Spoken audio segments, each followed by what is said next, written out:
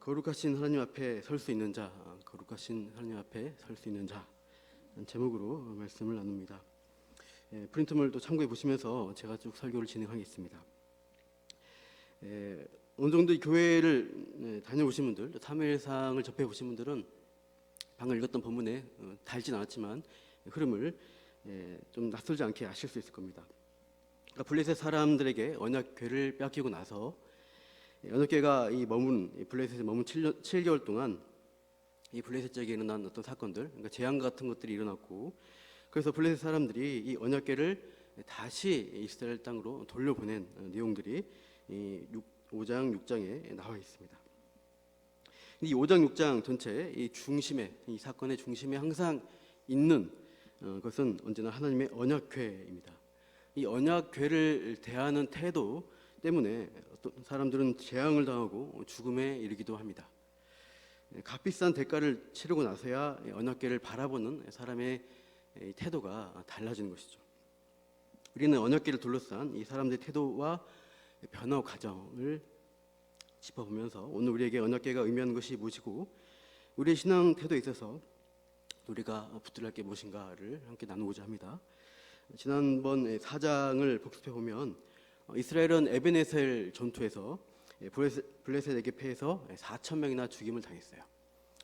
그래서 이 승리 반전을 기하려고 실로에 있는 여호와의 언약궤를 이 전쟁터로 들여옵니다. 언약궤가 진중에 들어오니까 이스라엘 군대가 와 하고 정말 환호를 외치죠. 이겼다는 것이죠. 하나님이 이스라엘 군대와 함께 해주셔서 이 언약궤를 통해서 승리하게 하실 것이다, 이런 믿음을 가진 것입니다. 백성들은 이 언약궤에 필승하게 해주는 마술 같은 힘이 있을 것으로 기대한 것 같습니다. 그러나 결과는 무엇인가? 처참한 패배입니다. 그전보다 훨씬 많은 사상자가 나눕니다. 무려 3만 명의 보병이 죽임을 당했습니다. 제사장 홈니와 비나스도 죽게 되고 그 필승 코드인 줄 알았던 언약궤도 그만 빼앗겨 버렸습니다. 지난 시간 박찬희 목사님이 설교하신 대로 하나님을 이용하지 말라는 거예요. 하나님을 이용하려는 어리석은 태도는 결국 파멸과 죽음뿐이다, 이것을 교훈합니다. 하나님의 뜻이 어디 있는지, 하나님의 주권이 어디를 향하고 있는지 이것을 생각하고 우리가 하나님 편으로 움직여 가야 하는 것이죠. 그렇지 않고 우리 뜻에다가 이 하나님을 굴복시키고 이용하려고 하는 것은 매우 잘못되고 위험한 신앙 태도입니다. 그런데 오늘 본문에서 언약궤를 탈취한 이 블레셋 사람들도 똑같은 사고방식으로 하나님을 대하는 것을 볼 수가 있습니다. 5장 1절 보십시오. 블레셋 사람들은 하나님의 궤를 빼앗아서 가지고 갑니다. 어디로 가는가 보니까 그 전장이었던 에벤에셀로부터 블레셋의 주요 도시인 아스돗으로 궤를 이동시키고 있어요. 2절, 그들은 이 하나님의 궤를 가지고 다곤의 신전에 들어가서 다곤 신상 곁에 궤를 둡니다.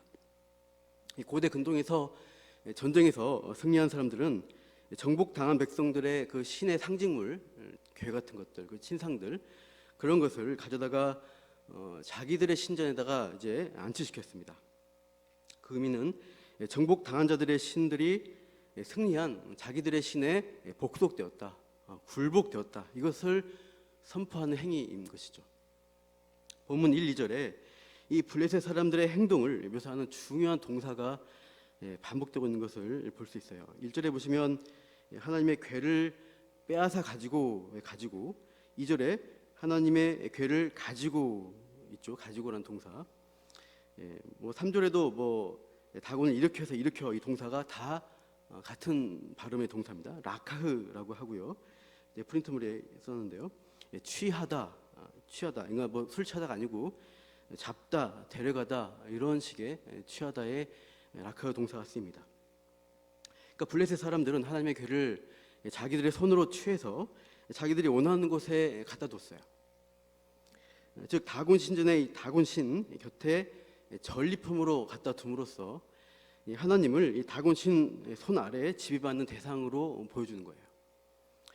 그러니까 사람의 손으로 이 하나님을 취해서 자기들의 우상 아래에 둘 수 있다라고 믿는 것입니다. 그렇게 행한 것입니다.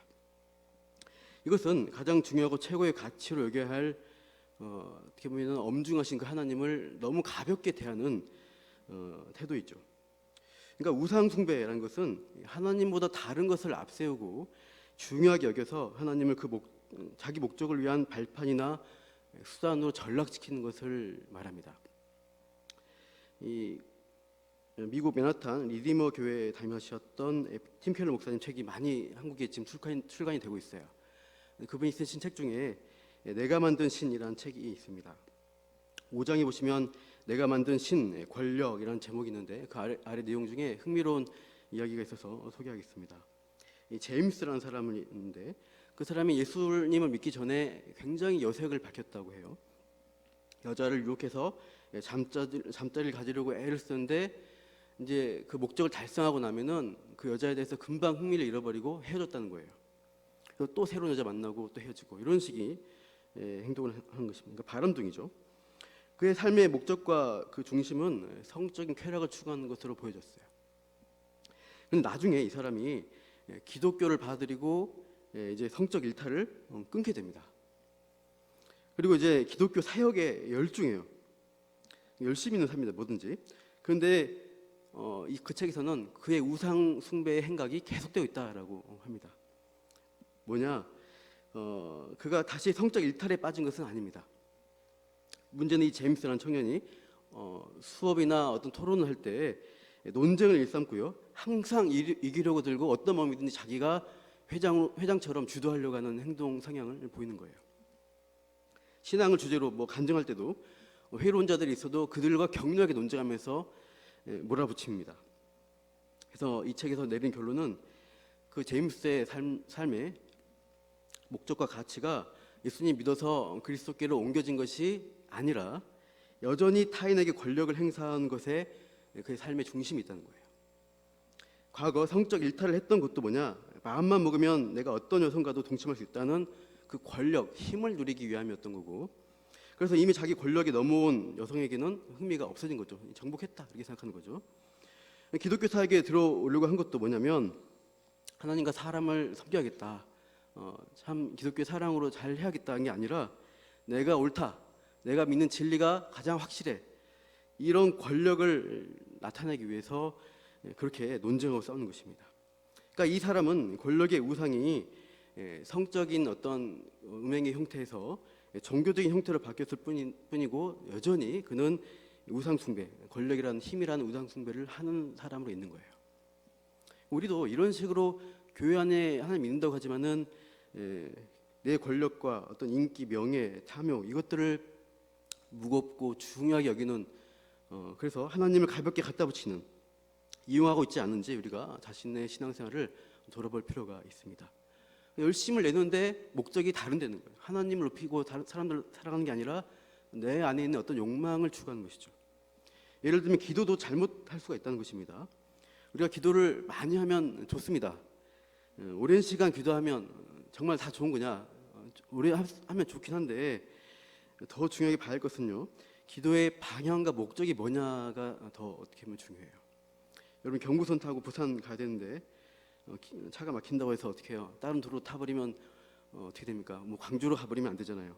열심을 내지만 엉뚱한 방향으로 가버리는 것은 또 하나님 앞에 죄를 짓는 행동으로 나타날 수가 있죠. 제가 어떤 책을 찾아보니까 예전에 저기 제목을 집에 있는 거 봤었는데 하나님의 보좌를 움직이는 기도라는 책이 있어요. 2000년 전후에 국민일보사에서 출간돼서 먼저 보기로는 20만 권 정도 많이 팔렸다고 합니다. 쓰신 이분이 목사님인데 지금 막 전국에 있는 여러 교회들 이렇게 강연을 다녔다고 해요. 그 하나님의 보좌를 움직이는 기도. 와, 제목이 어떻습니까? 세게 기도하면은 하나님 보좌가 움직여져가지고 내가 원하는 것을 이룰 수 있구나. 이런 어떤 신앙적 우리 욕망을 아주 자극하는 책 제목입니다. 그분이 지금 인천에서 목회하고 있는데 하루에 7시간 기도해야 된다. 기도 용사를 뽑아야 된다. 이렇게 설교하면서 본인은 2배, 하루에 14시간 기도를 한대요. 그리고 이제 설교할 때 피 뿌림을 받아야 기도가 상달되고 또 이제 뭐가 치유가 일어난다 해서 영적인 샤워기로 예수님 피를 나한테 뿌려야 된다. 막 그런 식의 설교를 한다고 합니다. 몸에 어디 아픈 부위 있으면은 피 뿌리는 어떤 상상하면서 기도하라고 그렇게 한대요. 어떤 교계의 어떤 신문에 이렇게 실려 있습니다. 그분이 한 말이에요. 2025년 5월 4일 오전 11시 전 세계 30억 명의 크리스천이 동시에 연합 예배를 드린다. 그중 각 지역의 크리스천을 대표하는 목회자들은 상암 월드컵 경기장으로 모인다.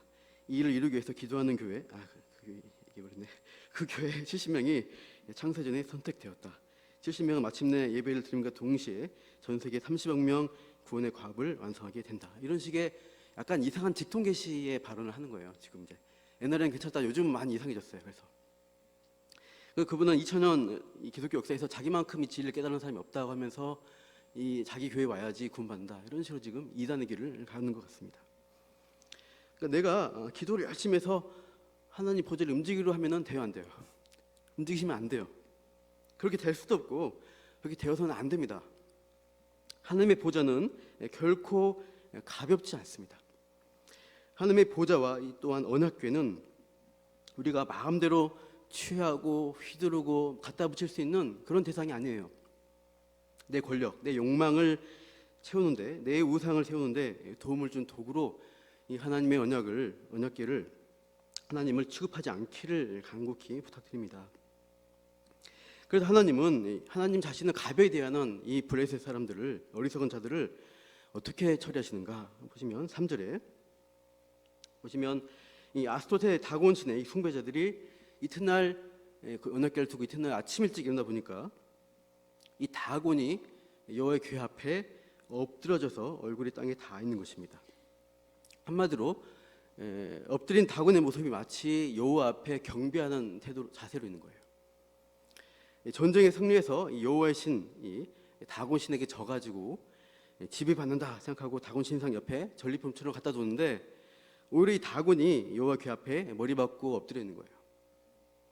이 블레셋 사람들이 다곤이 여호와 앞에 항복하고 있는 듯한 모습에 참 무척 당황했지만 설마 우연히 넘어진 거겠지, 이런 식으로 넘기면서 얼른 이 다곤 신상을 일으켜서 다시 그 자리에 세워놓습니다. 그래서 3절에 일으키다 동사 있죠. 그 다곤을 일으켜 다시 그 자리에 세웠다 할 때 일으키다, 이 동사도 아까 말씀드린 대로 라카입니다. 취하다는 동사입니다. 그러니까 다곤 신상이 사람의 손으로 취해져서 그 자리에, 그 신상이 있던 높은 자리에 올라가는 거예요. 이것은 역설적이죠. 다곤 신상이 스스로 일어날 힘도 없는 무기력한 존재라는 것을 이 라카 동사를 써가지고 보여주고 있어요. 그래서 참 사람이 이렇게 움직여주지 않으면, 제자리에 세우지 않으면 일으킬 수도 없는 목석에 불과한 것이 우상이라는 것을 우리가 아이러니하게 보게 됩니다. 이 블레셋 사람들은 우연이겠거니 하고 넘겼지만 4절에 보시면 그 이튿날 아침에 또다시 이 다곤이 여호와의 궤 앞에 이렇게 엎드려져 있는 거예요. 근데 더한 것은 이 다곤의 머리와 두 손목이 끊어져 있는 것입니다. 그래서 문지방에 걸쳐져 있습니다. 고대 전쟁에서 승리한 것을 나타내려고 어떻게 하냐면 적장의 머리와 손을 베는 관습이 됐습니다. 전쟁하던 시기에 다윗도 골리앗을 쓰러뜨린 다음에 골리앗의 목을 베서 이겼다는 것을 나타내죠. 이스라엘과의 전쟁에서 승리한 이 블레셋의 다곤 신전에서 이런 상황은 뭐냐? 전쟁 상황입니다. 지금 이번에 다곤이 패해서, 이 신전 안에서 다곤이 패해서 여호와로부터 도망가려다가 어떻게 된 거예요? 손이 잘리고 목이 잘린 상태에 있는 거예요. 그런 광경으로 쓰러져 있습니다. 하나님은 우상과의 전쟁을 계속해서 하시고 있는 거예요. 그리고 승리를 거두시는데, 여기서 3절 4절 보시면 엎드려지다라는 동사, 귀 앞에서 엎드려지다, 이게 나팔이라는 동사입니다. 히브리어로. 엘리의 죽음을 묘사한 장면에서도 그 단어가 나팔이라는 단어가 쓰였어요. 사무엘상 4장 18절 보시면 빨간 글씨에 자기 의자에서 뒤로 넘어져 목이 부러져 죽죠. 그때 넘어지다는 단어가 나팔입니다. 다곤 신상도 넘어져서 목이 끊어지고, 이 엘리도, 하나님 말씀에 불순종했던 엘리도 목이 부러져서 넘어져 떨어져 죽게 됩니다. 그래서 우리는 엘리에 대한 심판과 이 다곤 이방신에 대한 심판을 행하시는 그 하나님의 행하심을 보게 돼요. 어미하신 하나님의 말씀을 가벼이 여긴 자들, 하나님을 마음대로 취할 수 있다라고 자신하는 그 교만한 자들은 하나님이 이렇게 심판하신다는 것을 경고하시고 있습니다. 하나님의 언약궤 앞에서 이 악인과 우상은 바닥으로 떨어져서 내동댕이 쳐져지고 멸망할 수밖에 없다는 경고를 우리에게 하시고 있어요. 무기력한 이 다곤의 목과 손과 목을 치신 여호와께서 이제는 그 다곤의 백성들을 치십니다. 6절을 다 같이 읽어보겠습니다. 6절 시작.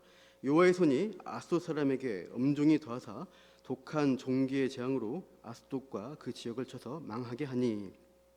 여기서 보시면 여호와의 손이 엄중히 더하셨는데 그 표현이 뒤 단어 썼죠. 카베드라는 단어입니다. 지난 시간에 박찬 목사님이 하신 말씀인데 무겁게 하다라는 뜻을 갖고 있어요. 카베드. 그러니까 하나님의 손으로 엄중히 무겁게 누르시는 장면이에요. 근데 그 무겁게 누르시는 게 어떻게 표현되나 나타나나 보면 독한 종기의 재앙으로 쳐서 망하게 되었다는 것입니다. 그러니까 독종으로 인한 재앙이 닥친 것입니다.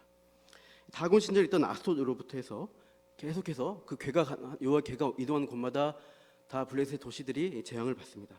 아스돗에서 가드로 가고 또 가드에서 에그론으로 옮기려고 하는 것이죠. 특히 에그론을 옮길 때 이 블레셋 사람들의 반응을 보십시오. 사무엘상 5장 10절 보시면 이렇게 하죠. 같이 읽어보시죠. 시작. 이에 그들이 여호와 하나님의 궤를 에그론으로 보내니라. 하나님의 궤가 에그론에 이른즉 에그론 사람이 부르짖어 이르되 그들이 이스라엘 신의 궤를 우리에게로 가져다가 죽이려 한다 하고. 뭐예요? 우리와 우리 백성을 죽이려고 한다. 이미 소문을 듣고 겁을 먹었어요. 11절에 보시면 그 상황이 무엇인가를 좀 자세히 더 부연 설명해주고 있습니다. 우리와 우리 백성이 중간에 죽임 당함을 면하게 하자 이렇게 하면서 왜 그러냐면 온 성읍이 사망의 환난을 당함이라. 거기서 하나님의 손이 엄중하심으로 12절 죽지 아니한 사람들은 독한 종기로 치심을 당해 성읍의 부르짖음이 하늘에 사무쳤더라. 이 독한 종기가 그냥 아프기만 하고 난 것이 아니라 악화되어지고 죽는 거예요. 사망의 환란이 몰아친다는 것입니다. 독종을 앓다가 죽어나가는 숫자가 급속도로 늘어나고 있습니다. 그 죽지 않는 사람들은 너무나 독종으로 인한 고통이 커서 그 부르짖음이 하늘에 사무친다. 아주 절절한 표현입니다. 이렇게 재앙당하는 블레셋 사람들의 모습을 우리가 보면서 이 재앙 어디서 많이 봤는데 하는 연상되는 사건이 있죠. 출애굽할 때 6번째 재앙이 그렇습니다. 독종인데 출애굽기 9장 9절에서 10절 11절 보시면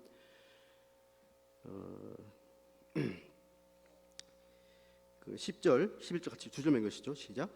그들이 화덕의 재를 가지고 바로 앞에 서서 모세가 하늘을 향하여 날리니 사람과 짐승에게부터 악성 종기가 생기고 요수라도 악성 종기로 말미암아 모세 앞에 서지 못하니 악성 종기가 요수로부터 애굽 모든 사람에게 생겼습니다. 악성 종기, 독종 이것으로 인해서 애굽의 사람들, 애굽 바로 왕의 신하들, 요술사들도 너무 이제 고통스러워서 모세 앞에 설 수도 없는 상태에 처한 것이죠.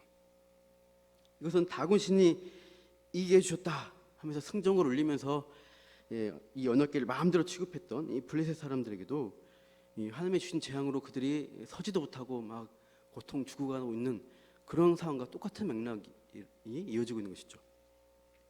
이 우상 숭배에 대한 독종의 심판 출애굽에도 있었고 지금 사무엘상 블레셋도 있고요. 또 비슷한 장면이 요한계시록에도 있어요. 요한계시록 앞에 PT 보시면 16장 1절에서 2절 같이 읽으시죠. 또 내가 들으니 성전에서 큰 음성이 나서 7 천사에게 말하되 너희는 가서 하나님의 진노의 7 대접을 땅에 쏟으라 하더라. 첫째 천사가 가서 그 대접을 땅에 쏟음에 짐승의 표를 받은 사람들과 그 우상에게 경배한 자들에게 독한 종기가 나더라.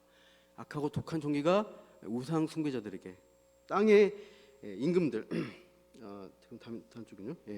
그런 사람들에게 나누는 것을 볼 수 있어요. 7 대접의 심판의 첫 번째 재앙의 장면이 이렇게 나옵니다.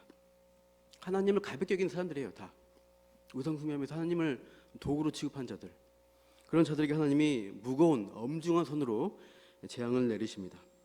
이 재앙의 무거움을 겪으면서 이 우상 숭배자들은 깨닫게 되죠. 여호와의 궤가 결코 가볍지 않구나. 마음대로 옮길 수 있는 게 아니구나. 그래서 5장 8절 보시면 그들은 이렇게 이 고통 가운데 외칩니다. 우리가 이스라엘 신의 궤를 어찌하랴 이렇게 탄식하죠. 6장 2절 보십시오. 중간에 우리가 여호와의 궤를 어떻게 할까 이렇게 계속 이제 질문을 고민을 하는 것을 볼 수 있어요. 이것을 해결하기 위해서 6장 2절 앞부분 보시면 제사장, 복술자들, 블레셋의 종교 지도자들 다 불러서 대책회의를 하고 있습니다. 그러니까 그들이 그냥 보내면 안 되고 속건제를 드려야 된다. 속건제는 보상을 요구하는 어떤 제사이죠. 그래서 뭔가를 드려야 된다는 것이죠. 4절 보시면 블레셋 5방백의 수요대로 금 독종 5과 금쥐 5마리를 제물로 드려서 보내야 한다. 이렇게 이제 결론을 내립니다. 그러니까 자신들이 겪는 고통의 형상, 독종의 형상, 그 종기의 형상을 가지고 이제 금으로 이렇게 만들고 또 이 독종이 쥐를 통해 전염된다라고 이제 여긴 것 같아요. 그래서 금쥐 5개도 만들어야 된다.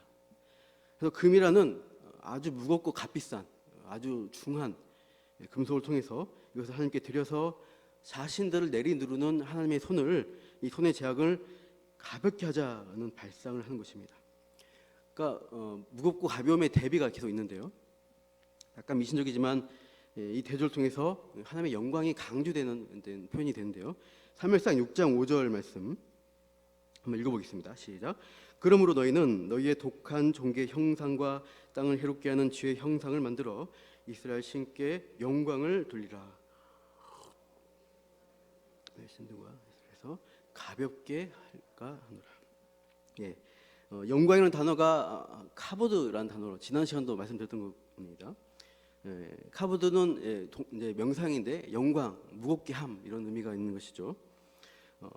하나님을 중하게 보는 것입니다. 그래서 그것이 영광이 되는 것이고, 그래서 그분께 이 금 독종을 드리면 무거운 걸 드렸기 때문에 그분이 영광 받아서 우리에게 내린 이 재앙의 무거운 손길을 가볍게 하지 않겠냐. 그래서 카베드의 엄중치심으로 카보드의 엄중함, 영광을 받으신 장면이 대조적으로 재미있게 나타납니다.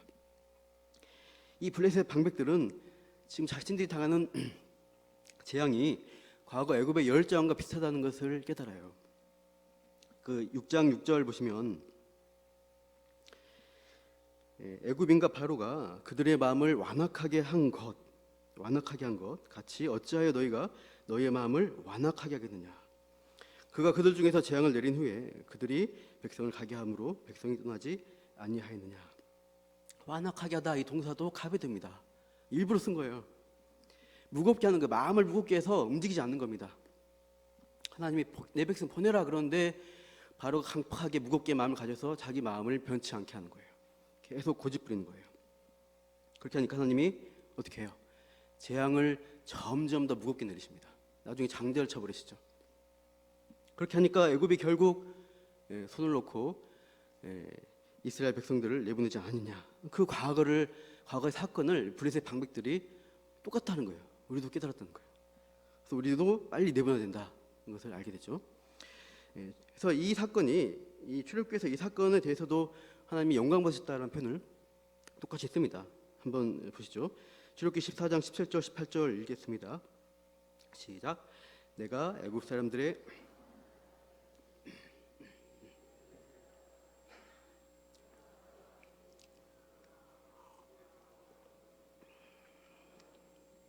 내가 바로 그의 마병으로 말미암아 영광을 얻을 때야 애굽 사람들이 나를 여호와인 줄 알리라 하시더니. 하나님이 그들을 심판하심으로 영광을 받으세요. 무거운 심판, 우상 숭배자들, 복종하지 않은 자들에 대해서는 심판 내리심으로 하나님 되심을 드러내십니다. 그렇게 해서 영광을 받으시고 있어요.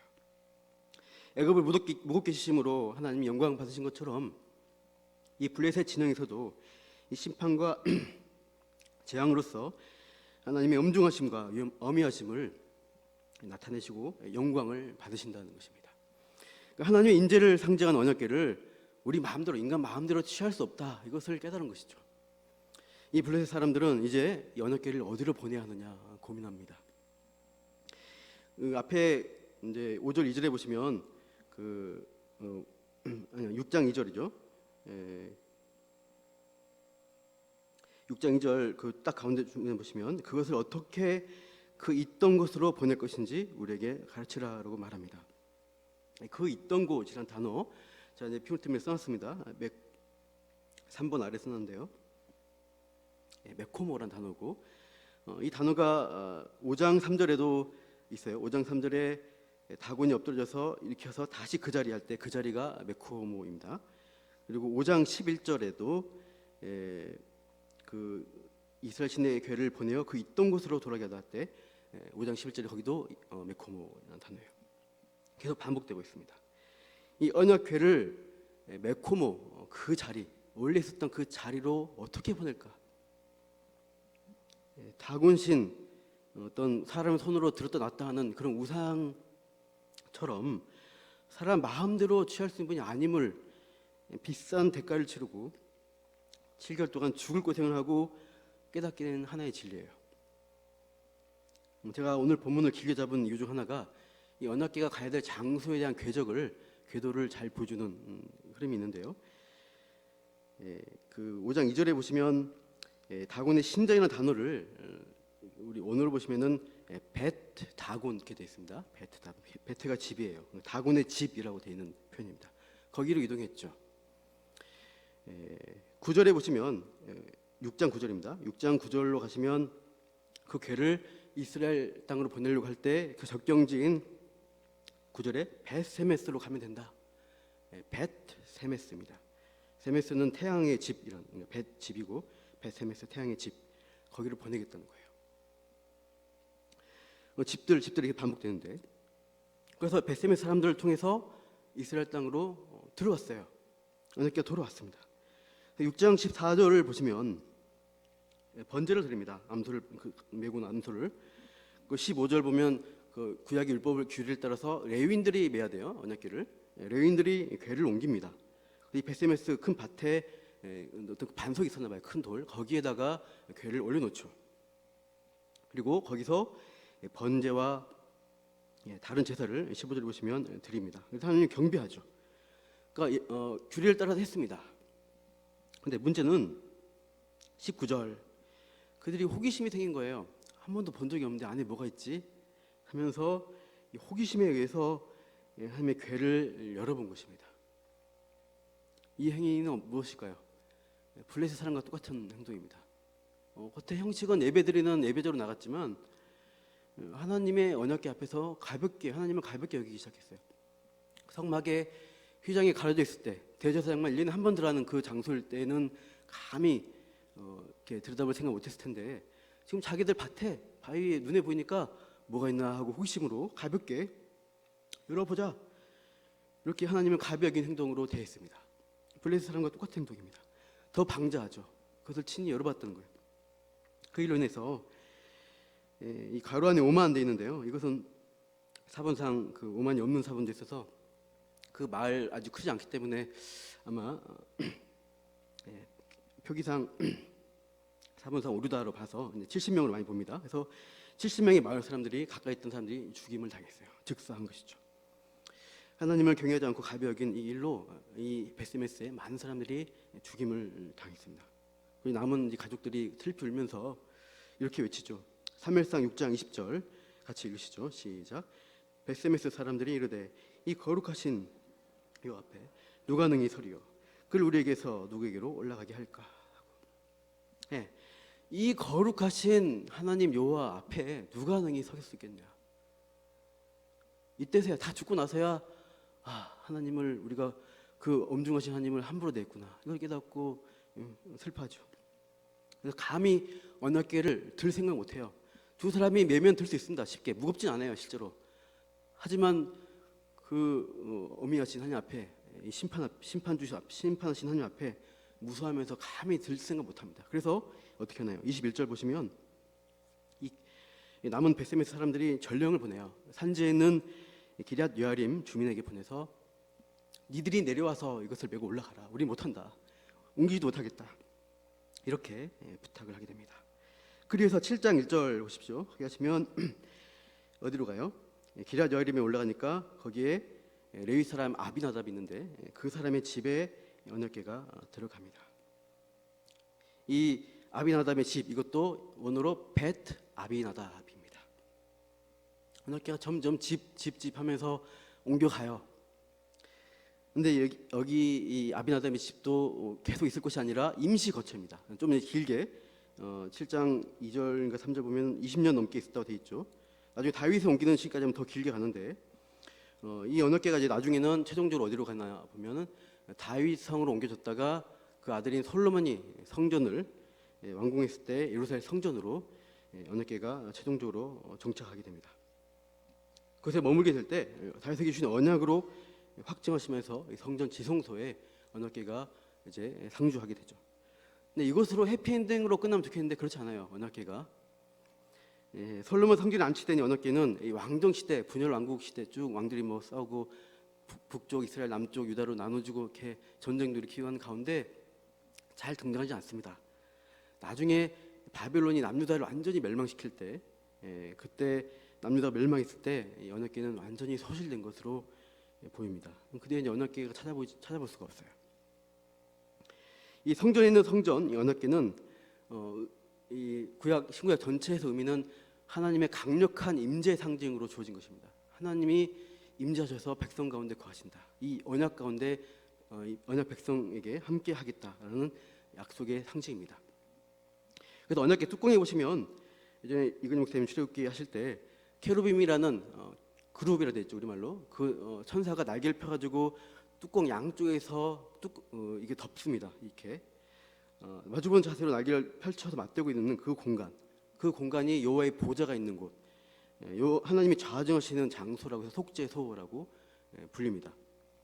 그래서 하나님이 임재하는 그 공간인데 이 신약 시대에 와서는 이 하나님의 임재의 언약궤가 성경에 없어요.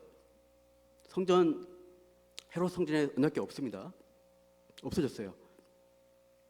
그럼 언약궤가 왜 필요하지 않느냐? 신약 시대에 바로 이 언약궤, 성전에 있는 성전이기도 하고 또 성전 언약궤 실체가 이미 우리 가운데 실제로 거했기 때문이에요. 오셨기 때문이에요. 그분이 예수 그리스도이십니다. 요한복음 1장 14절 같이 읽으시죠. 시작. 말씀이 육신이 되어 거하심에 우리가 그 영광을 보니 아버지의 독생자의 영광이요 은혜와 진리가 충만하더라. 언약, 말씀, 그것이 어떻게 됐어요? 육신으로, 사람으로 입으셔서 우리 가운데 거하셨어요. 임재하셨어요. 백성 가운데, 제자들 가운데 거하시면서 그가 영광스러운 하나님의 일들을 행하신 것입니다. 예수 그리스도가 그 언약궤의 실체이기 때문에 신약 시대는 언약궤가 필요 없습니다. 언약의 말씀이 인격을 가지고 성신하셔서 하나님이 우리에게 베푸시는 그 은혜의 일들을 다 이루신 것입니다. 예수님이 초림으로 오셔서 그 언약의 말씀을 다 성취하셨죠. 그래서 복음, 우리에게 십자가에 죽으시는 십자가의 죽음과 부활을 통해서 복된 소식을, 죄인을 살리는 생명의 말씀을 이루어 주셨던 것이고, 그리고 이제 그 언약계이신 예수님이 이제 또 한 번 오시겠죠. 재림 때. 그때는 믿지 않는 불순종하는 우상 숭배자들에게 심판하시기 위해서 그때를 남겨놓고 기다리고 계십니다. 계시록 11장 19절 말씀 한번 읽어볼게요. 시작. 이에 하늘에 있는 하나님의 성전이 열리니 성전 안에 하나님의 언약궤가 보이며 또 번개와 음성들과 우레와 지진과 큰 우박이 있더라. 여기 보시면 심판 때죠. 재림하실 때 심판하시는 그 자리에서 하늘이 성전이 열리면서, 이 땅이 성전이 아니고 진짜 성전이 열리면서 거기에 언약궤가 보이는 것입니다. 예수님을 나타내는 것입니다. 일곱째 나팔이 울릴 때 일어난 사건이고, 죽은 자를 심판하는, 하나님 불순종자를 심판하는 그때 이 천상의 성전 가운데 언약궤를 보여주심으로 이제 예수님이 이 땅에 다시 재림하시면 심판주로 불순종하는 우상 숭배자들을 멸하실 거다. 그렇게 하심으로 영광 받으실 것을 우리에게 경고하시고 있어요. 그래서 언약의 말씀을 따라 우리에게 생명의 복음을 주셨고, 또 언약의 말씀 따라 이제는 우상 숭배자들을 심판하실 것입니다. 그래서 아까 보신 대로 우리가 요한계시록 대접 재앙에서 독종 심판 또 반복돼서 나오는 것이죠. 똑같은 현상이 지금도 있다는 거예요. 계시록 우리 한번 찾아보실까요? 6장입니다. 요한계시록 6장을 한번 펴보시죠. 요한계시록 6장 말씀 6장 15절 보시기 바랍니다. 요한계시록 6장 15절 맨 뒤에, 신약성경 맨 뒤에 있습니다. 15절, 16절, 17절, 3절 6장 요한계시록 6장 15, 16, 17절 세 절 같이 읽겠습니다. 시작. 땅의 임금들과 왕족들과 장군들과 부자들과 강한 자들과 모든 종과 자유인이 굴과 산들의 바위 틈에 숨어 산들과 바위에게 말하되 우리 위에 떨어져 보좌에 앉으신 이의 얼굴에서와 그 어린 양의 진노에서 우리를 가리라. 그들의 진노에 큰 날이 이르렀으니 누가 능히 서리요 하더라. 예, 누가 능히 서리요? 이 심판의 때 우상 숭배하는 사람들, 이 나오지만 땅의 임금들, 왕족, 힘 있는 사람들이죠.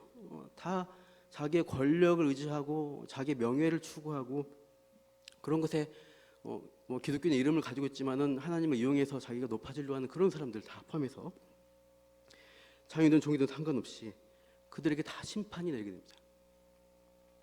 그럴 때 보좌 계신 하나님, 그 보좌 앉으시는 얼굴, 어린 양의 진노, 사랑이 아니라 진노입니다. 이때는 어떻게 그 앞에 설 수 있겠냐? 설 수 있는 사람 아무도 없다. 죽는다는 거예요. 아까 벳세미스 사람이 겁도 없이 교회를 함부로 가벼이 여기고 열었을 때 즉사한 것처럼 그런 죽음의 재앙이 너에게 임하게 될 것이다. 진노의 큰 날 때 어떻게 너희가 감당했느냐라고 경고하시고 있습니다. 그런데 우리는 이서원제 요한계시록 6장을 봤지만 우리는 압니다. 그 앞에 설 수 있는 사람이 있다는 답이 7장에 나와요. 7장을 보시면 인친자들이 나오고 있습니다. 7장 4절 보십시오. 내가 인침, 요한계시록입니다. 내가 인침을 받은 자의 수를 들으니 이스라엘 자손의 각 지파 중 인침을 받은 자들이 14만 4천에서 1만 2천씩 12개, 12번 곱하면 12집 하면 14만 4천입니다. 완전 수, 가득 찬 수를 가리키고 있어요. 실제 숫자가 아니라. 그래서 그들이 이렇게 인침받은 자들이 다 일어나서 어떻게 하냐. 우리 7장 9절 말씀 같이 읽을까요? 7장 9절 시작. 이 일 후에 내가 보니 각 나라와 족속과 백성과 방언에서 셀 수 없는 큰 무리가 나와 흰 옷을 입고 손에 종려 가지를 들고 보호자 앞과 어린 양 앞에 서서 10절 큰 소리로 외쳐 이르되 구원하심이 보좌에 앉으신 우리 하나님과 어린 양에게 있도다. 이렇게 하는 거예요. 인침 받은 자, 바로 예수 그리스도를 믿음으로 구원받은 백성들은 그 심판의 때에도 하나님이 보호하시고 지켜주셔서 담대하게, 당당하게 보좌 앞에 서가지고 하나님을 찬양하고 경배하는 모습을 보여주고 있습니다. 우리가 그 자리에, 그 영광스러운 자리에 우리가 서야 돼요. 그러니까 우리가 이 시대를 살아갈 때 블레셋 사람들의 교훈을 통해서 또 애굽 출애굽할 때 이집트 사람의 그것들 교훈을 보면서 우리가 우상 숭배에 대한 우리의 삶의 신앙의 잘못된 것들을 주의해야 할 것입니다. 자, 정리하겠습니다. 하나님의 언약, 약속, 복주심을 우리식으로 내식으로 왜곡해서 취하지 마십시오. 내가 원하는 방식, 부귀영화, 권력을 추구하는 것은 우상 숭배입니다. 출애굽 백성들이 금서지 딱 만들어 놓고 그게 하나님이다라고 여호와라고 경배한 것과 똑같은 현상이 교회 안에 지금 교회 많아요. 돈을 숭배하고 사람들 관계에서 권력을 취하려 하고 하나님의 뜻과 방식을 믿고 우리가 신뢰해야 됩니다. 믿고 인내하면서 우리가 어디로 가야 돼요? 하나님 움직이려 하지 마시고 우리가 하나님 보좌 언약궤에 있는 쪽으로 우리가 가야 돼요. 하나님이 우리 필요를 우리가 움직이고 변화해 갈 때 하나님 너무 힘들잖아요 하지 마십시오. 하나님 우리 필요를 더 잘 아십니다. 그래서 우리에게 필요한 것들을 때를 따라 공급해 주셔요. 매일 일용할 만나를 공급해 주시고 물과 의복, 시원한 구름과 따뜻한 불을 이 출애굽 백성에게 제공해 주셨습니다. 그럼에도 하나님은 우리에게 뭘 요구하시나? 이 힘든 광야길을 통과해 가야 한다. 그래서 분명히 가야 할 가나안 땅, 약속의 땅으로 너희들이 가야 한다는 것을 분명히 제시해 주십니다. 우리가 어디로 가느냐? 하나님의 언약이 말씀이 이끄는 그 방향으로 순종해 가는 게 올바른 신앙생활입니다. 하나님이 움직이지 마시라는 겁니다. 두 번째, 그 과정에서 우리가 수시로 우상 숭배에 빠지는 경향이 있기 때문에 하나님이 어떻게 해요? 연단하시고 훈련을 주세요. 독점과 같은 아픔을 겪게 하십니다. 그때 하나님의 엄중하심을 우리가 느끼게 되는 것이죠. 가볍게 여길 수 없구나. 그때 돌이키고 다시 하나님을 나의 영광스러운 주님으로 인정해드리고 그분께 순종해 가면 되겠습니다. 마지막 우리의 진정한 약속의 본체신 예수 그리스도, 그분의 은혜 안에서 우리가 강하고 담대하게 심판의 그날까지 설 수 있다는 것을 우리가 함께 기억하시고 나가시면 되겠습니다. 우리 에베소서 말씀 보시죠. 시작. 우리가 그 안에서 그를 믿음으로 말미암아 담대함과 확신을 가지고 하나님께 나아감을 얻느니라. 예수님을 믿는 자는 담대할 수 있다. 히브리서 10장 보시죠. 시작. 그러므로 형제들아 우리가 예수의 피를 힘입어 성소에 들어갈 담력을 얻나니 담력을 얻었습니다. 그리고 예수님이 길을 열어주셨어요. 갈 수 있어요. 예수님 안에 있는 자는 우선 숭배하지 않고 예수님을 나의 주로 모신 자는 이렇게 나아갈 수가 있습니다. 마지막 4장 16절 읽겠습니다. 마치겠습니다. 그러므로 우리는 국률하심을 받고 때를 따라 돕는 애를 얻기 위하여 은혜의 보좌 앞에 담대히 나아갈 것이니라. 그 자리로 나아가십시오. 그 자리를 움직이로 내게 끌지 마세요. 나아가셔서 그 언약의 근본이시고 완성이시고 우리를 가장 사랑하시는, 가장 잘 베스트에 좋은 길로 인도하시는 그 예수님을 의지하면서 하나님께 나아가시는 그분을 경배하는 저 여러분 되기를 축원합니다.